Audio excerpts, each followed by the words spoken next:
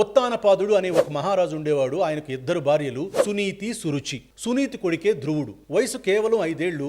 మామూలుగా ఒక తండ్రి ఒడిలో కూర్చోవాలన్న కోరిక తీరటం ఏ బిడ్డకి కష్టం కాదు. కానీ ధ్రువుడికి మాత్రం అదే ఒక జీవిత లక్ష్యం. ఎందుకంటే వాళ్ళ నాన్న ఎప్పుడూ తన సవతి తల్లి బిడ్డతోనే ప్రేమగా ఉండేవాడు తప్ప ఏనాడు ధ్రువుణ్ణి ఎత్తుకుని ముద్దాడింది లేదు. ఆ తండ్రి ప్రేమ కోసం ఆ 5 ఏళ్ల పిల్లాడు అల్లాడిపోయేవాడు. అభిరామ్ 3 సార్లు ఐఐటి రాసి ఎలాగైతే ఫెయిల్ అయ్యాడో ఆ పిల్లాడు రోజు వాళ్ళ నాన్న ప్రేమను పొందటానికి ప్రయత్నించి ఫెయిల్ అవుతూనే ఉండేవాడు. తండ్రి దగ్గరికి వెళ్లకుండా ఉండలేక ఒకరోజు నేరుగా రాజదర్బార్లోకి వచ్చాడు ధ్రువుడు. అక్కడ రాజుగారు సింహాసనం మీద కూర్చొని తన ముద్దుల భార్య కొడుకైన ఉత్తముడిని ఒడిలో కూర్చోబెట్టుకుని ఆడిస్తున్నాడు. అది చూసిన 5 ఏళ్ల ధ్రువుడు తను కూడా ఆ తండ్రి ఒడిలో కూర్చోబోయాడు. కానీ కరెక్ట్గా అదే క్షణంలో అతని సవతి తల్లి సురుచి ఆడిని చెయ్యి పెట్టి లాగేసింది. అందరి ముందు మెడపెట్టి కిందకి గెంటేసింది. అప్పుడేముందో తెలుసా? ఒరే, నీకు ఆ ఒడిలో కూర్చుని అర్హత లేదు. ఈ సింహాసనం మీద కానీ ఆ రాజు ఒడిలో కానీ కూర్చోవాలంటే నువ్వు నా కడుపును పుట్టి ఉండాల్సింది అని ఘోరంగా అవమానించి పంపించేసింది.